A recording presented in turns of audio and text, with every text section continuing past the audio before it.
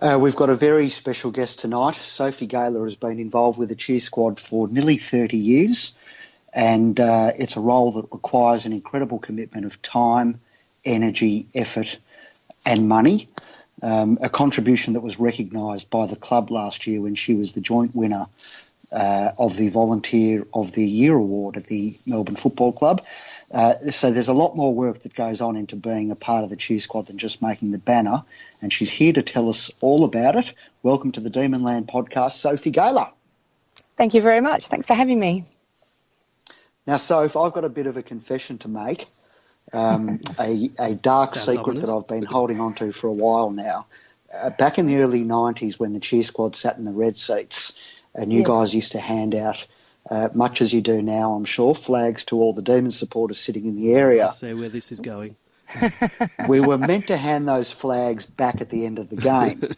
How many of them do you have? Well, look, it's a bit tattered, and it's in a bit of a decrepit state. And look, I honestly can't remember now whether it was intentional or inadvertent, but it is still at home. And I should say on the plus side that my niece and nephew like to pretend it's a banner, so I hold it on its side and they run through and they pretend that they're running out through the Melbourne banner. So it is being put to good use. You're not going to report my theft to the cops, are you, or to the club? We've lost a lot of equipment lately. Someone out there has got a life-size cutout of Nathan Jones that they might want to hand back sometime soon. But no, your flag from the 90s is fine.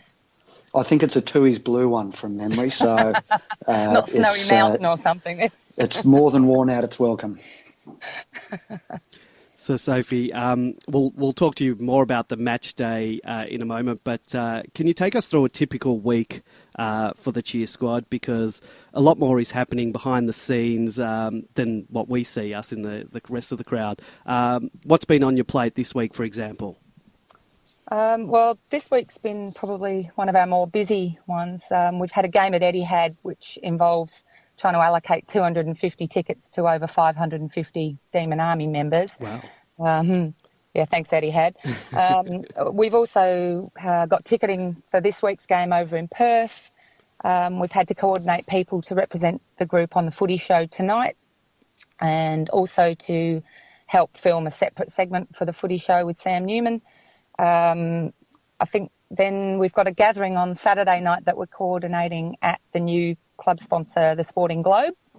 And then there's just the normal weekly stuff, the wording for the run-through, the weekly email update, social media, fundraising, that sort of thing. We make the banner tomorrow night, so that's a couple of hours. And so, yeah, it works out to be, I think, a couple of hours a day plus run-through plus match day. How does the banner get over to Perth? They actually roll it up into a little square and take it on as luggage. It only weighs about 10 kilos when it's all folded up. There you go. Just goes on, wrapped in plastic. We've taken it on as hand luggage before, but yeah, it folds down pretty small. And just another quick question arising out of your answer there. What do you do when you've got 500 Demon Army members and only 250 seats at our new fortress, as we're referring it to? Fortress. What, other than flirt outrageously with 𝗟𝗏𝗀 security and get as many extra people in as possible. Look, we're very creative with our seating, but yeah, 𝗟𝗏𝗀 don't really come to the party as far as cheer squads are concerned. It's slightly better with some clubs than others, but it's a real battle. So yeah, we get creative.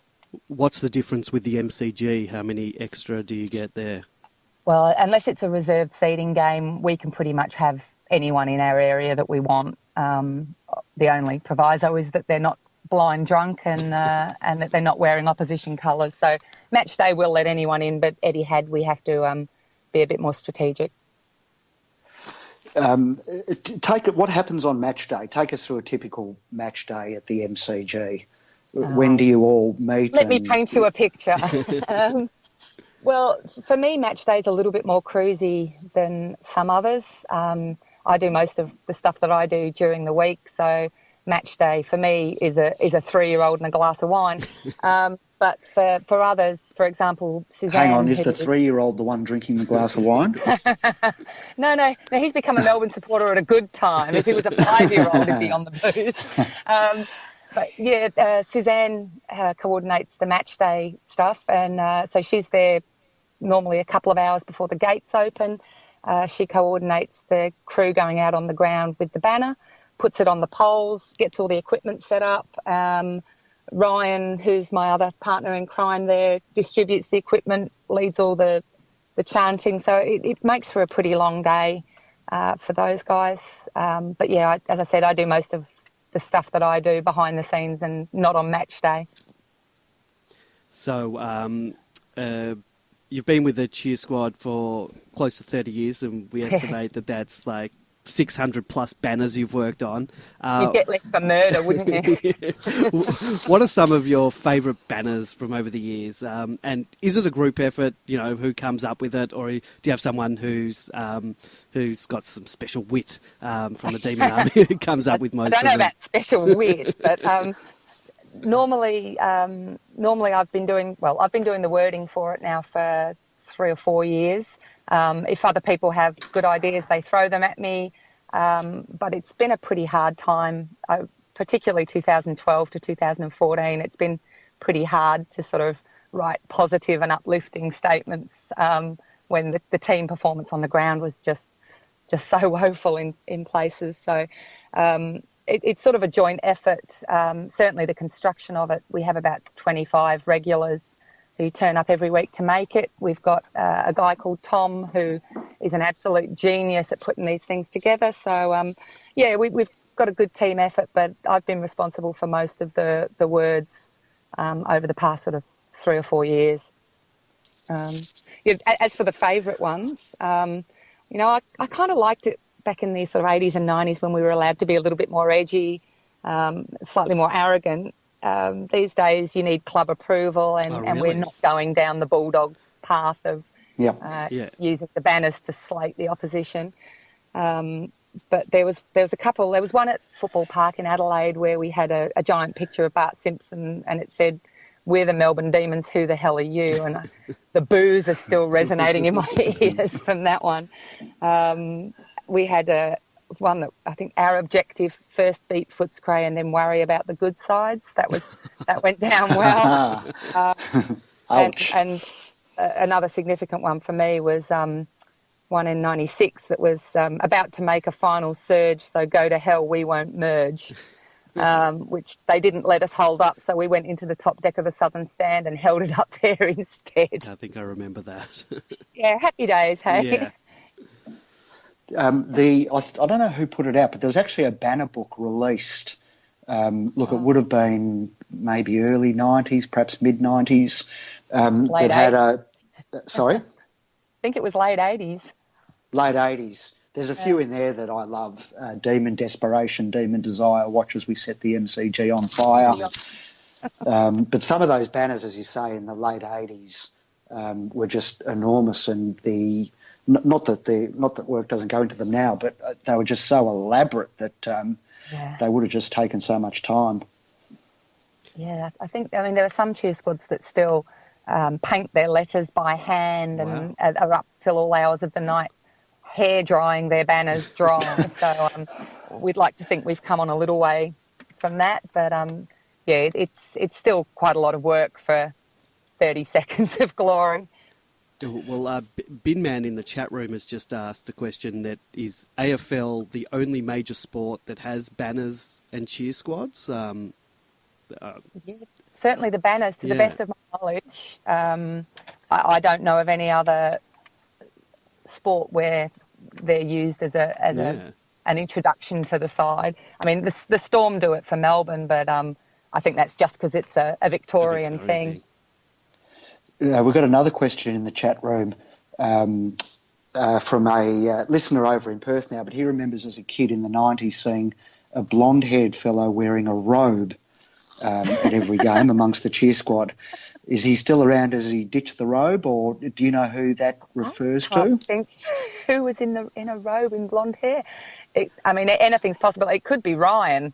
who is still around. There's some pretty awful photos of him going around, but I can't think of anyone who ever wore a robe. Was he the guy in the blue jumper with number 45 on the back? Oh, no, that's Hocko. No. Hocko, that's right.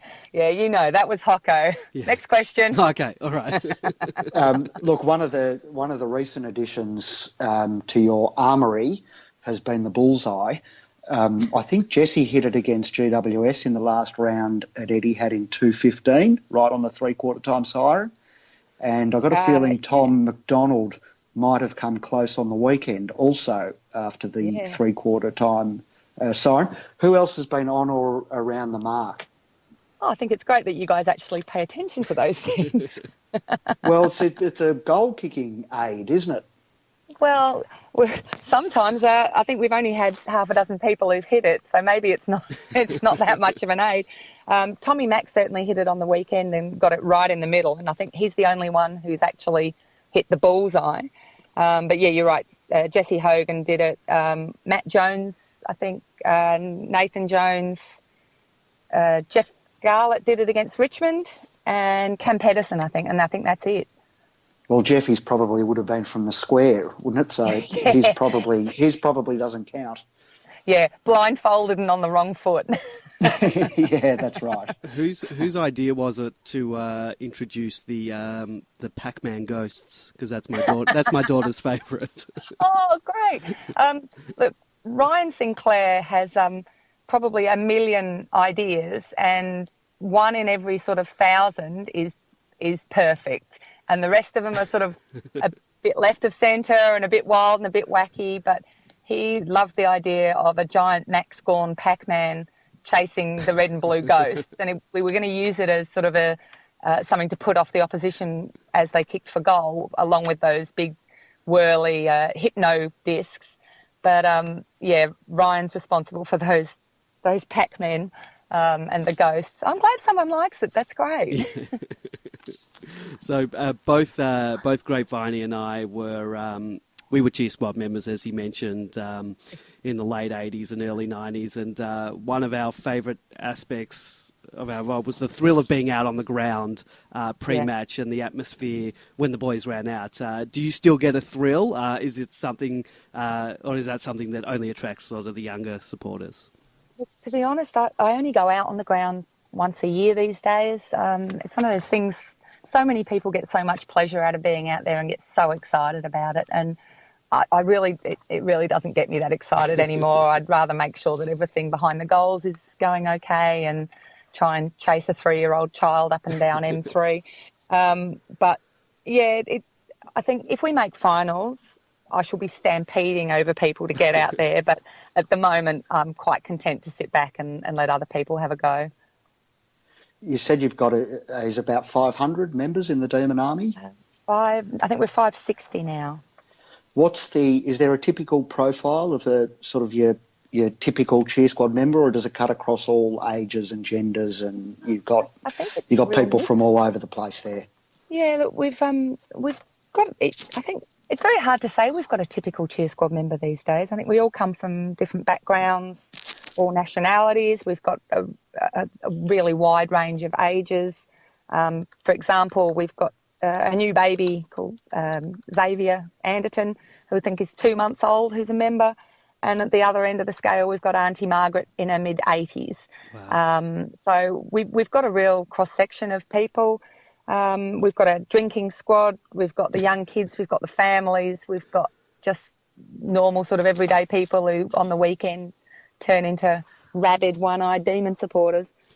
Has it been hard in the last 10 years to attract new people into the Cheer Squad, considering the poor form, well, not in the last couple of years, but the previous 7 or 8 years before then, when we were really playing some terrible football? Look, it's a good question. We were invited to take over the running of it and run it as a professional business from 2013. And I think the way that we've looked at it mainly is to make it good fun regardless of the football, because there have been games where all you could do was sit back and have a laugh and down as many beers as you could at half time. Like really, it was hard work these days we've got people who actually are keen to join in, and we don't have to work at it quite so hard. But yeah, 2013 and 14 were pretty tricky. I think we were coming off a base of about 240 members in 2012, and it was getting really hard to sort of get people enthusiastic about coming to the football and get people wanting to volunteer more and more of their time. But yeah, as I said, this year we've been inundated with people offering to help, and yeah, it's just wonderful. One of the guys in the chat room has just asked, do the Demon Army have anything to do with the cheer squads of the other clubs? Is there any interaction at all?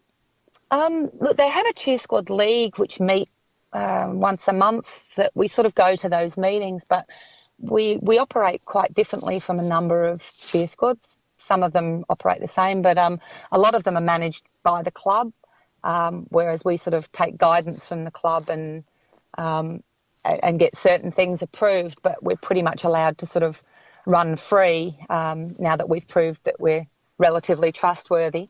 I know we deal with Richmond, obviously, for the Anzac Eve banner. Yep. We've got good friends at GWS.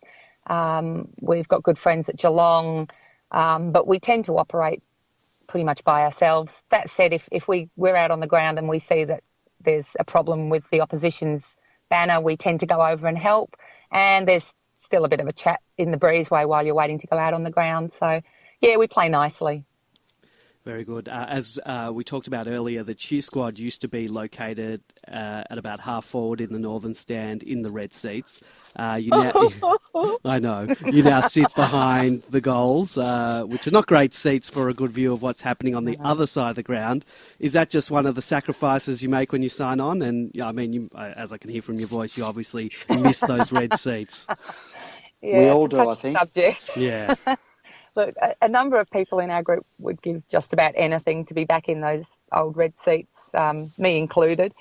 I don't know, you just remember the days where there was a wall of red and blue on that wing. Yep. So I know that having cheer squads behind the goals is great for television, but you're right, it's not a great view. It's one of those sacrifices we make. We get a rubbish view and we're in a dry area, so yeah. What sort of interaction do you have with the players? And is it hard if you know them on a personal level, which I'd imagine some of them you do, to when you're watching to be critical of them? Are you effectively foregoing your rights, your normal rights as a supporter, to give players grief if they're putting in a stinker? Look, personally, I don't have that much interaction with the current players. They're always lovely if I see them, but I tend to stay away. I get that awkward sort of part groupie, part cougar kind of feeling. It makes me feel a little bit uncomfortable. You can note that I don't have the same reservations about players from the late 80s and early 90s. Yeah, I saw your comments on social media today. Oh, poor Stephen Stretch. He'll be there minding his own business and watching his son play. You used to be a fan of John Howard, if I'm not mistaken. Is that right? Bloke. Yeah, he was my best friend's boyfriend for a long time. So, yeah. Isn't it amazing the things that you remember? Yeah. I mean, I don't know why I'd retain something like that, but there you go. I mean, our current players, they're fabulous towards our group. They really are. They'll always acknowledge the people who are doing the work, and I've never heard of anyone being snubbed or told to bugger off or anything like that. So, yeah, they're pretty good, but I tend to sort of keep my distance. With regards to criticising players, look, I'll be honest, it was tricky for a few of those years when we were just so bad on the field. Yep. And it was quite hard trying to be positive with the run-through slogans and that sort of stuff. You don't want to encourage people to take their toasters in the bath, but it was hard to sort of be upbeat and positive through that period. But yeah, I don't know. I think most of our core group continued to rabidly support the club in public and then just sobbed and whinged in private. So, yeah, I think that's the role of the group. you've mentioned Stephen Stretch, and you've seen hundreds of players come and go over the years. Who are your favourites over that time? You can give us a top 3 or a top 5. I think I saw you list a few today. The favourite to watch or the favourite to adore from afar? Well, you can give us either. You choose. Okay. The favourite to watch is probably safest. Alen 𝗟𝗋𝗀𝘁 is right up there. You could only have wished that he could have played for 10 years. Yep. And if anyone knows where he is and can get him to one of our functions. Or on the Demonland podcast. I would love to. A reliable source told me that he was on a trawler somewhere off the North Coast. We've all heard We've all heard the trawler story, yeah. I got mine from 𝗦cie𝗰𝗀𝘁𝗁. Where'd you get yours from? Okay, no, that's we just got it off Demonland, which means nothing. Alen 𝗟𝗋𝗀𝗁𝗁, probably Gary Lyon, David Neitz was just brilliant. Yep. Yeah. Nathan Jones, I still don't understand how he's just kept going at that same level for so long now. And Brad Green, I always enjoyed watching him, and that sort of taking comfort in the fact that he so rarely missed a shot for goal. I really loved those guys, but the favourites to support, I think you could probably say Matthew Phoebe 5 times. That Stephen Stretch is, I loved watching him play, and he's such a nice guy, and I like Darren Bennett, and 𝗏𝗏𝗏 and Jack Watts is my current favourite. Is that another goal kicking thing? Once he gets it, and you just know it's going through. No, look, to be honest, I felt really sorry for him and the pressure that was put on him when he first started. And I think that was the first player I ever felt maternal towards. I was quite protective of Jack Watts, and a couple of my friends we stood up and said, "Get your hands off our boy," or something like that.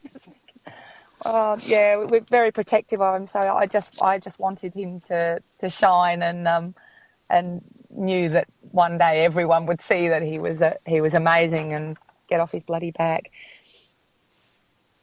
Good. He shined. He shone on the big stage a couple of weeks ago, and backed it up with another good game on the weekend. So, how many times have you watched the Collingwood goal? Sorry. How many times have you watched the Collingwood goal? Too many it's to pretty count. much on endless repeat, either on the TV, the computer, or the phone. But it's. I like it with the 𝗟𝗏𝗏𝗀𝗏𝗏 commentary over the top, which we played a few times last week during the podcast, and has been all over Demonland. So happy days. Yeah, Tommy Bugg seems to be the current number one target of the cheer squad's affections. How did that come about, and what did you think of the pre-game banter on Instagram with JJ and the media hullabaloo which followed? Hullabaloo. I think we were introduced to Tommy Bugg when he first came to Melbourne. I think he got dragged over to our table at one of the season launches, and had a bit of a chat to him then. And his family come from near where my family were when I grew up, so we had a sort of a local chat. But I think he's just very welcoming to our group. He always comes straight to our area to give out footies if we've had a win. He's been a really good supporter of our group, so we sort of tend to reciprocate there. The Instagram stuff, I like that sort of thing. I like the niggling. I like the arrogance and the attitude. I think my only concern would be that someone will take it too far and say something racist or homophobic or just plain ignorant. And sort of once it's out in social media, it's there forever. So, I wouldn't like one of our guys to be forever tarnished with that sort of thing. So, but thank goodness mobile phones didn't have cameras in my teens. There's no evidence of the stuff that I did. You can say that again. Yeah, isn't it great being old? Oh yeah. So we're playing the Eagles in Perth this week. How many cheer squad members are going to fly over for the game, and is that something they pay for out of their own pocket? The majority of our group that are going over paid for it themselves. The club kicks in dollars to help transport stuff. If we ask, we tend to sort of just pay the $20 and we don't tend to charge the club back. There's quite a lot of generosity on the part of our members in that regard. We sort of just suck it up a bit. We've got 60 people going over for the Perth game. As an indication, I think we had 140 in Adelaide. We've got about 130 going to Tassie and to Canberra. So, yeah, getting some pretty good numbers, getting a good travelling group together now. But, yeah, most of the trips are self-funded, but they tend to go over and make a holiday of it. They'll do a couple of cruises down the river and a couple of wine tastings and things like that. So you sort of turn it into a holiday. Nice. Big commitment, isn't it? Yeah. So if you're originally a Brit, when did you come to Australia and how did you become a demon? Oh, okay. So my family came over in late 1987, so just a little bit too late to see Robbie Flower play. Most of my family were instantly Collingwood supporters through a guy that my dad worked with at the Herald Sun, or the then Herald. And I think I flirted with the idea of being an Essendon supporter for about 6 weeks, sort of peer pressure at school, that sort of thing. But then a friend from school, Cheryl, took me to Melbourne footy training at the Junction Oval. And that's pretty much where it started. I was just absolutely hooked. The players I spoke to were lovely and said what a cool accent I had. And who were the players? Obviously, a Phoebe's in there, probably. Or... There may have been a Matthew Phoebe involved. Graham Yates was really great. Jamie Dersma, people who sort of came and said welcome to the country. And I just couldn't believe it. Coming from a soccer background, you'd never meet a player, you'd never be introduced to a player or be able to get that close to them. So to sort of sit on that old tin dugout at the Junction and chat to these people was just amazing. So I was told that you were a Crystal Palace fan. Is that true? That's an evil rumour. Did their colours factor into your decision to become a Demon? No, the Demons were a choice, but Palace was there from birth. My father's a fanatical Crystal Palace supporter, so I think it was an automatic thing. It was that or sleep outside. Got 2 sporting loves, both teams in red and blue, and neither of them have won since I've been born. So you actually chose to become a Demon. Unfortunately, the two of us had no choice. We were born into this this hell. Well, I was convinced what a great choice I'd made, because I think we turned up in 88 grand final and we won the 89 night grand final. Yep. I was just convinced. My mum told me in 89 I could get a tattoo when Melbourne won a flag. She was visionary, my mum. Yes. That's one good way to make sure your children don't get a tattoo. Yeah. Let them follow Melbourne. You mentioned your father a bit earlier. And the fact that he used to work at the Herald. Now, he actually worked on the sports desk, certainly at the Herald Sun. There's not a lot of those jobs left, not just at the Herald Sun, but in newspapers. Is he still working, or what's he up to now? They fortunately made him redundant probably the year before he was going to retire. So not only did he retire, but he retired with a nice redundancy package. I think a lot of the people on the newspapers saw the writing was on the wall. They saw things being outsourced to Sydney and a lot of sort of the editing, sub-editing stuff going to Adelaide. And I think they all saw that the shift was going to be more online, and also that there was going to be far more tell us your story on Twitter sort of thing rather than proper journalism. So I think, when he left, it was the beginning of the end for a lot of people in that area. I don't think working on the Herald Sun has the same prestige that it used to, because it's just so much of it is online, and so much of it is just bashed through on social media at the speed of sound. So, yeah, I think he got out at the right in a time. footy sense, as you say, the Herald Sun has lost a huge body of historical and corporate knowledge, because you had all those footy reporters who had been in the caper for many, many years, and all of that talent sort of left in a very short space of time, including your father as well. Sorry? The photographers as well. I think there's a lot of them that are now no we longer were talking Herald the other week that 𝗦liche is just finishing up. So what a loss to the game that is too. Yeah. Look, Soph, just before we finish up, we know that you and others dig deep into your own pockets to do the job that you do. You get a little bit of help from the club, I'm assuming, along the way. Do you have other sponsors or supporters? Who are they? And give them a shout out, and just tell our audience how they can get in touch with you guys if they want to join the Demon Army.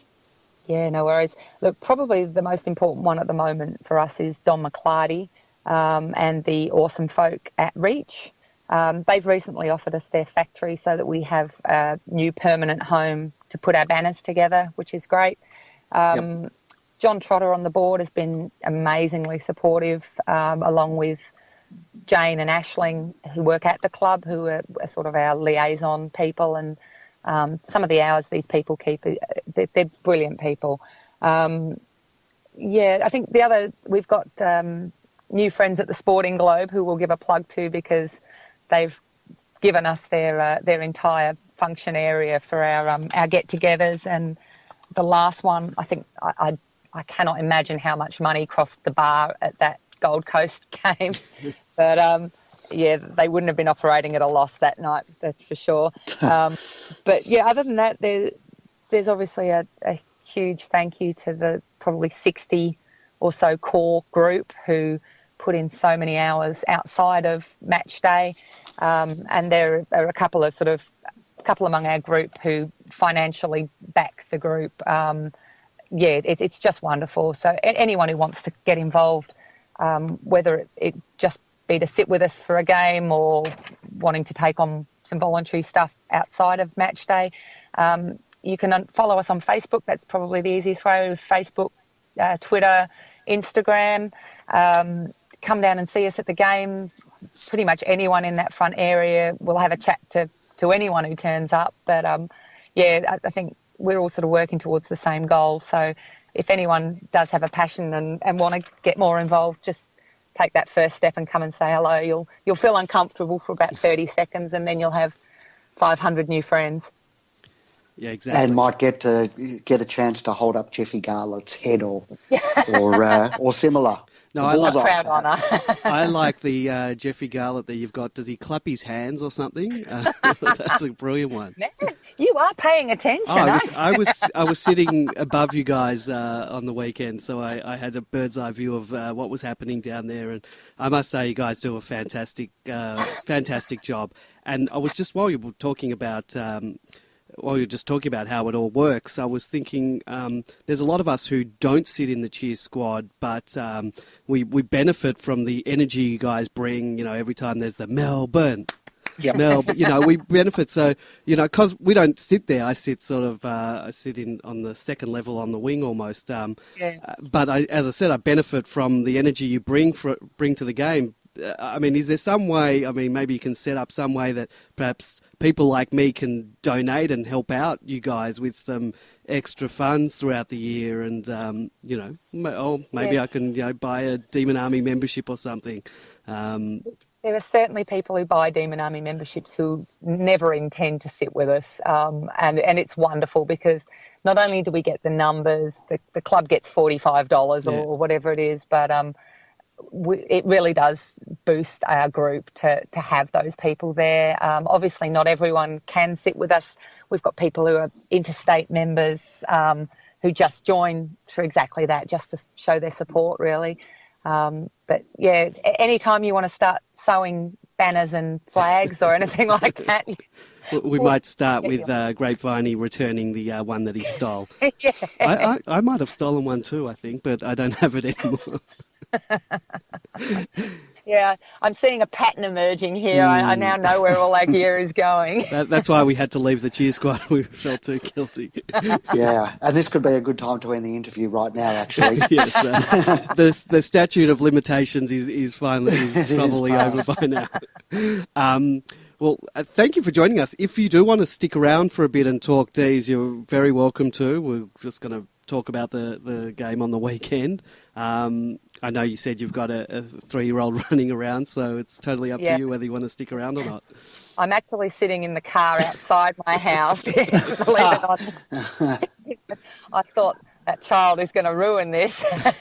So, yeah, if I disappear, it's either because I've frozen to death or because I've got to go in and put a small child to sleep. All right, well, you can stay on the line. If you drop out, you drop out. We're just going to talk the D, so I'm sure that's something that you enjoy talking about, because it's probably one of the only things I talk about. And you sitting in the car, freezing there, that's the kind of commitment which saw you won the Volunteer of the Year award last year. So that's now we know the lengths that you go to to serve the club. The commitment to the club, yeah. That's right.